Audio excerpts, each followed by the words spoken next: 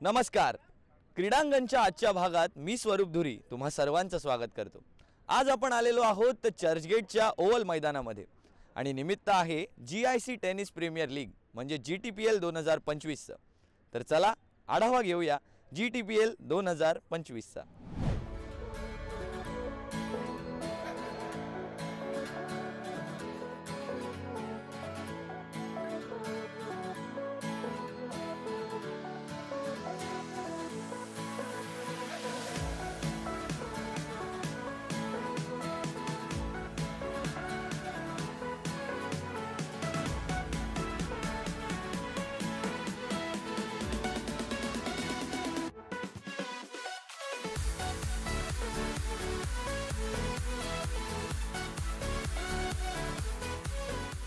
नमस्कार, आपल्या सोबत आहेत रामस्वामी सर. सर, मी तुम्हाला विचारू इच्छितो की GIC च्या माध्यमातून तुम्ही या सर्व कर्मचाऱ्यांसाठी एक चांगला इनिशिएटिव्ह घेऊन आलात. तर याची जी आयडिया होती ती कशा प्रकारे आली आहे सर? ही म्हणजे आम्ही एक रिइन्शुरन्स कंपनी आहोत. म्हणजे आमचा बिझनेस टू बिझनेस होती. लहान कंपनी आहे, 450 माणसं आहेत. पण काय आहे की आम्ही पब्लिक सेक्टरमध्ये आहोत. लोकांना मोटिवेट करून त्याला एकदम इंटरेस्ट ठेवून कामामध्ये इंटरेस्ट घ्यायला आम्हाला काहीतरी करावं लागतं. त्यांचं ते रिलेशनशिप ठेवावं लागतं आणि एक छान आयडिया आहे, छान इनिशिएटिव्ह आहे. लोक येतात, एक सांगते काय म्हणतात ते, तर तुम्ही खेळतात आणि ते एक रिलेशनशिप होतं.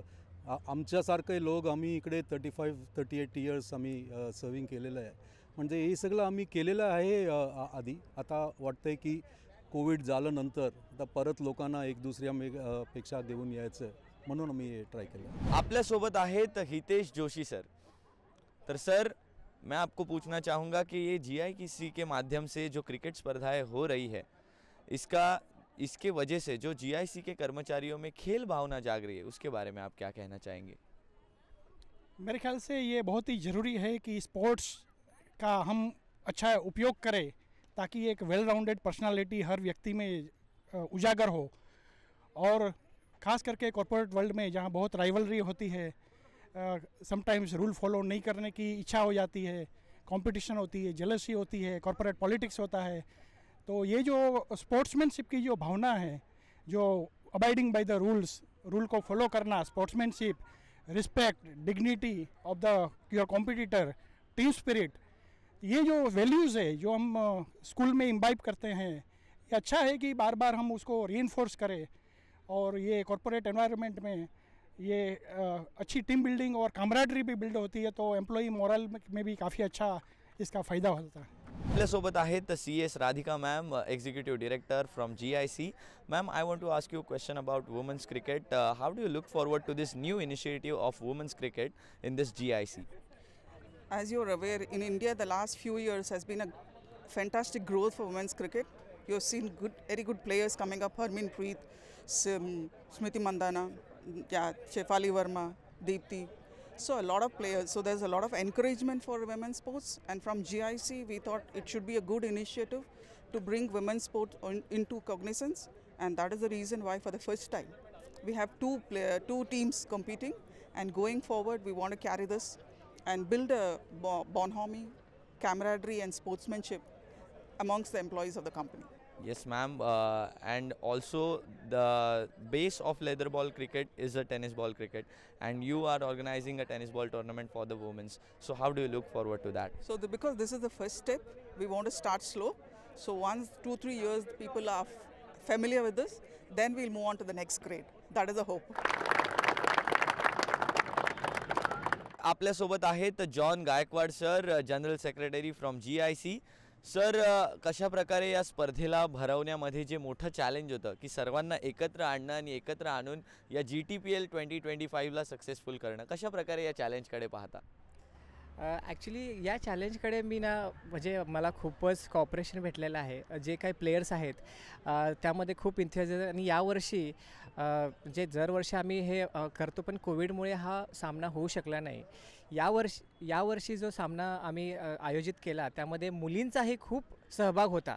त्यामुळे आणि महासचिव या अर्थाने मला सगळ्यांना एकत्रित घ्यायचं होतं आणि हा सामना सक्सेस करायचा होता. आणि आम्हाला सपोर्ट जो भेटला आहे, मॅनेजमेंटनी खूप सपोर्ट केलेला आहे. आमचे CMD ED मॅडम यांनी खूप सपोर्ट केल्यामुळे हा सामना आम्ही आयोजित करू शकलो. तर आपल्यासोबत आहेत Diksha Jain, treasurer from GIC sports club. Ma'am, आपसे पूछना चाहूँगा कि किस तरह से वुमेंस का इनिशिएटिव है इस क्रिकेट को लेके, क्योंकि उनकी क्या भावना है, क्योंकि पहली बार GIC उनके लिए क्रिकेट टूर्नामेंट रख रही है और 2 टीम वो भी हो चुकी है महिलाओं की पहले ही, तो उनकी कैसे भावना है?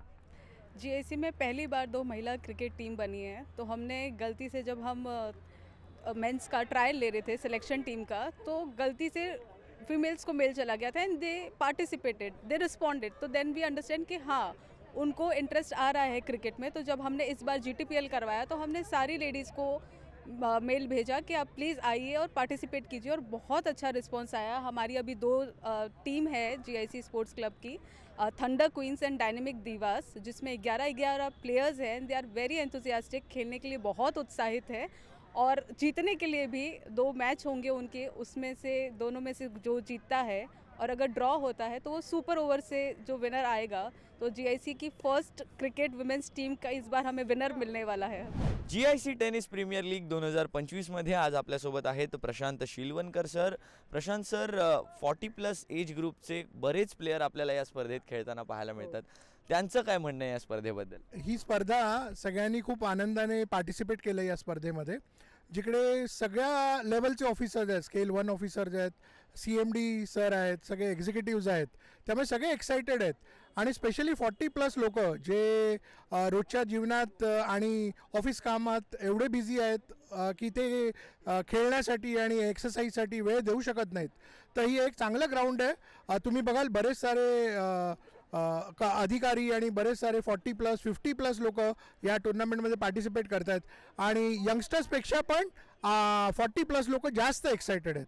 तो I am looking forward to it आणि मी सगळ्यांना शुभेच्छा देतो.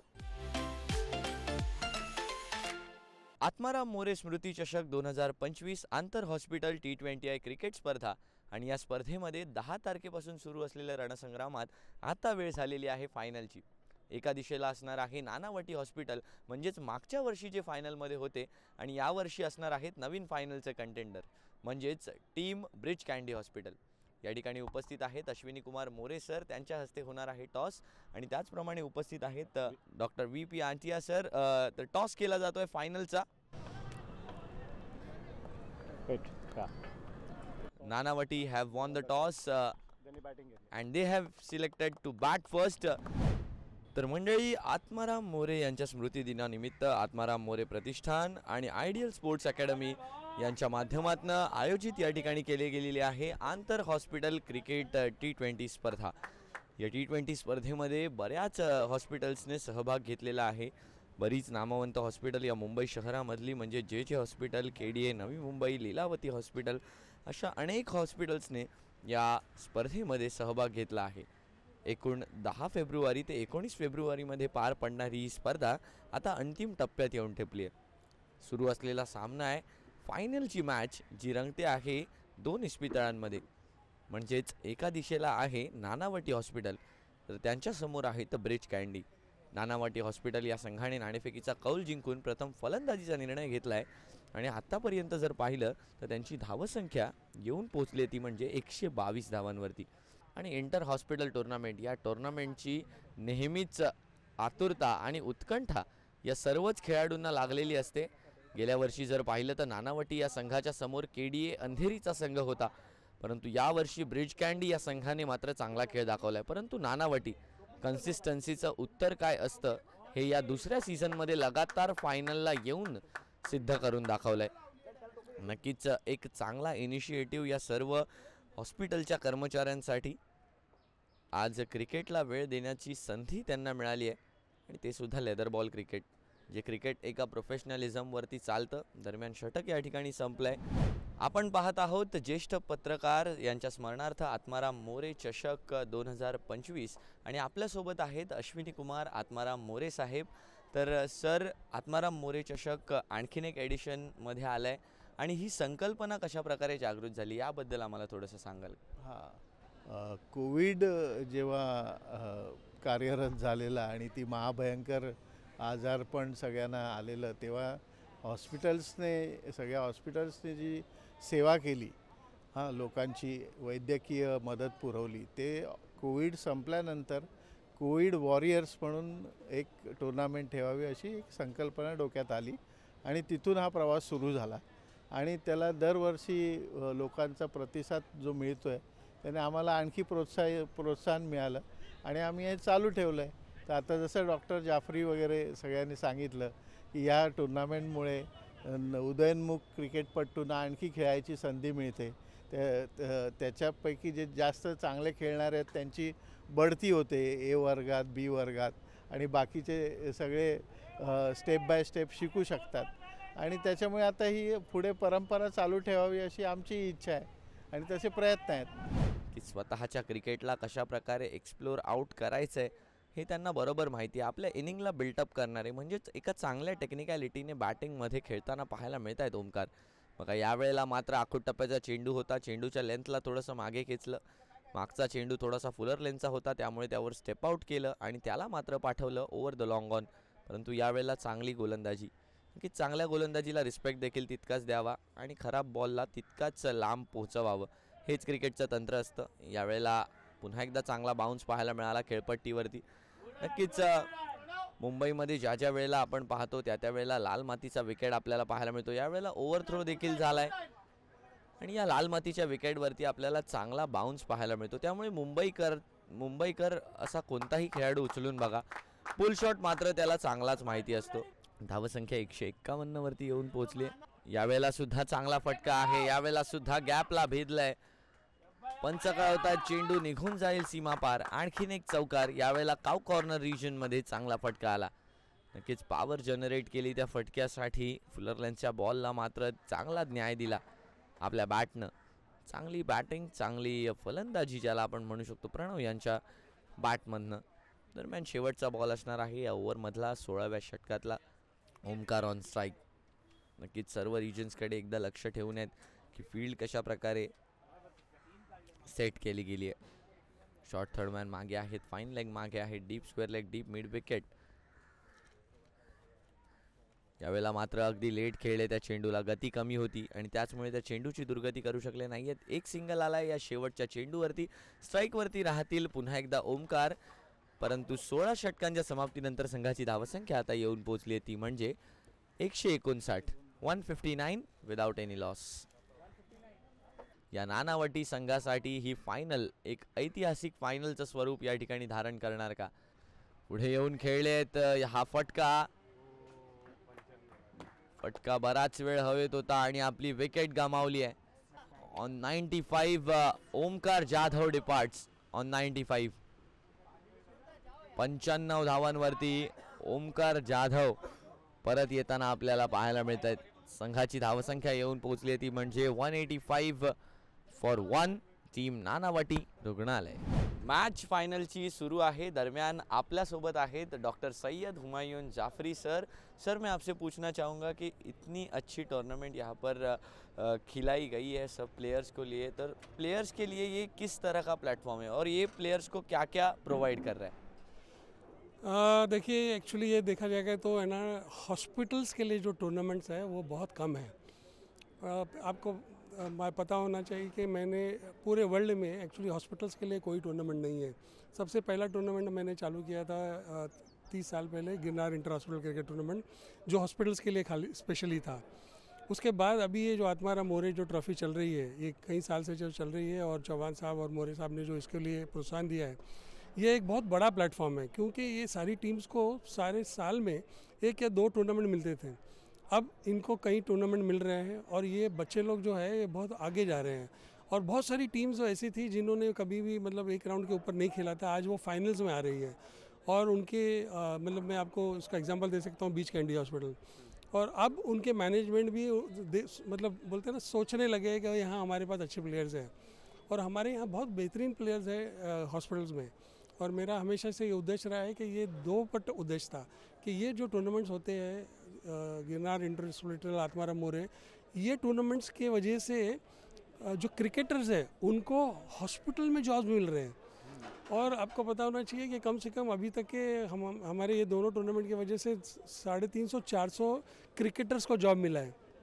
तो ये बहुत बढ़िया अपॉर्चुनिटी है, सिर्फ क्रिकेटर्स को अपना टैलेंट दिखाने के लिए नहीं बल्कि उनको अपने जॉब्स के लिए भी। और आज जानते ही हो कि आज के ज़माने में जॉब्स कितना मुश्किल है।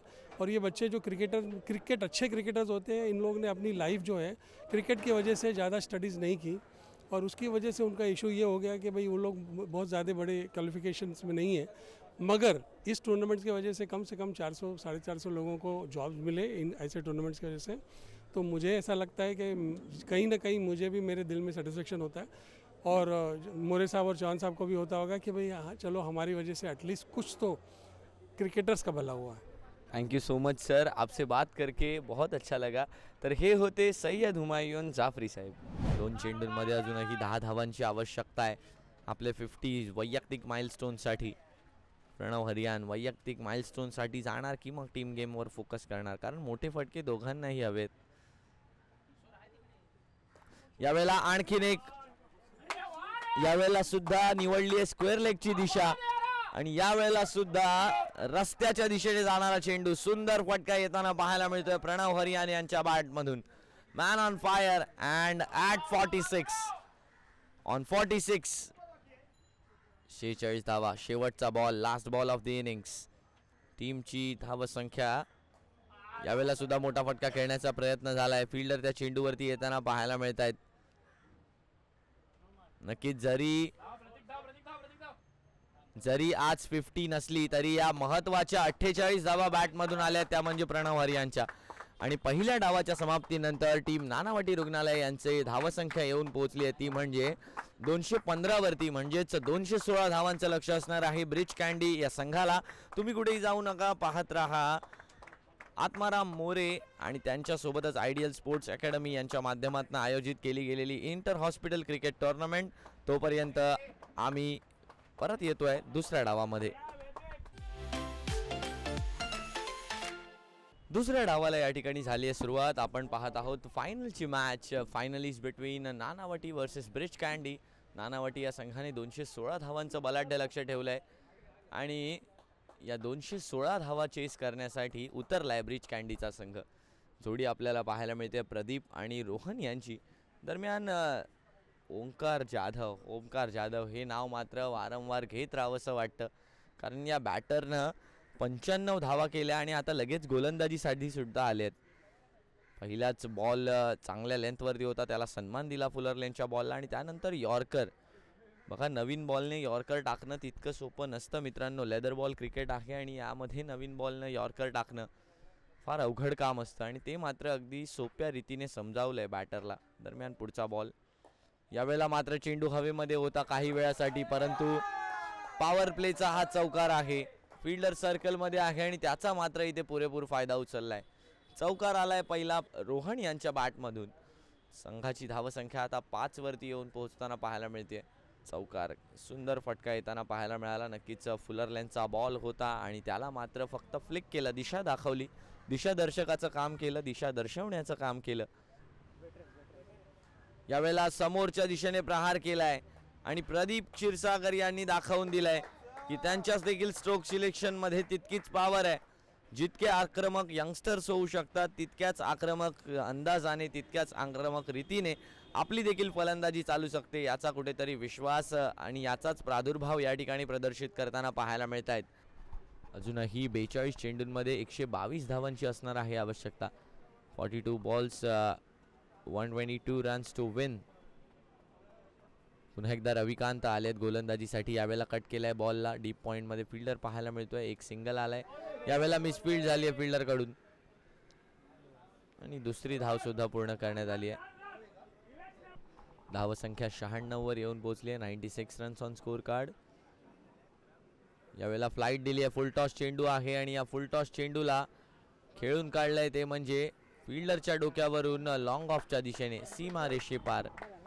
चौकार यावेळेला येताना पाहायला मिळतोय. 4 धावांचा फटका आणि 100 धावा पूर्ण झाल्या. त्या म्हणजे ब्रिज कँडी या संघाच्या 100 धावा झाल्यात पूर्ण.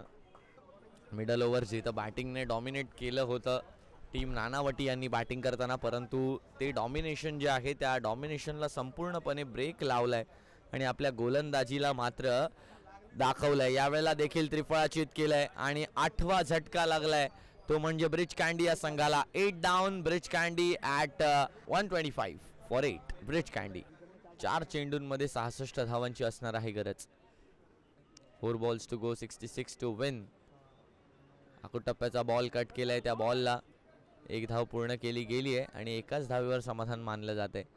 अजूनही 65 धावांची गरज. चेंडू उरले 3 चेंडूंचा खेळ अजूनही बाकी आहे. 65 धावांची गरज आहे.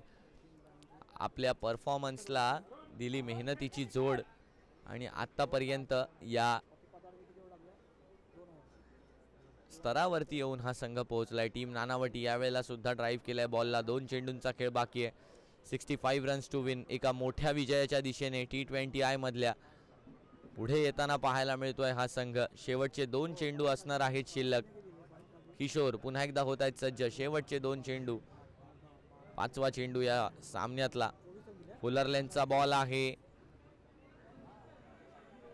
आणि डॉट बॉल आणखीन एक येतोय या ठिकाणी. शेवटचा बॉल आहे. Last ball of the match. शेवटचा चेंडू आहे. मेहनतीने बरीचशी प्रश्न विचारले, परंतु त्या प्रश्नांचं उत्तर आपल्या विजयानं दिलंय आणि या फायनल वरती अधिराज्य गाजवलंय टीम नानावटी यांनी. फायनलची विजेती टीम ठरते टीम नानावटी. या आत्माराम मोरे स्मृती चषक 2025 आंतर हॉस्पिटल T20 क्रिकेट स्पर्धेची विजेती टीम नानावटी हॉस्पिटल. अभिनंदन. नमस्कार. आपल्यासोबत आहेत या स्पर्धेमधील मॅन ऑफ द सिरीज. पहिल्या मॅचमध्ये 60 चेंडूंमध्ये 135 धावा आणि फायनलमध्ये 95 धावा ज्यांच्या बॅटमधून आल्या. ओमकार जाधव, स्वागत आहे. Final winners back to back Nanavati hospital.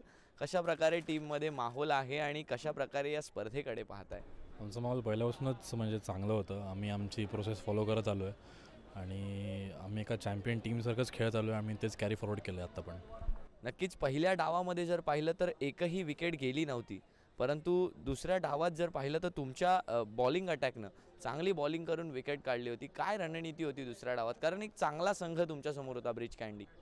हां, म्हणजे आम्हाला इनिशियली थोडा टाईम घ्यायचा होता. विकेट थोडी ओली होती इनिशियली, तर मी आणि विशाल होता, थोडा टाईम घेतला. नंतर आम्ही पार्टनरशिप बिल्ड करत गेलो.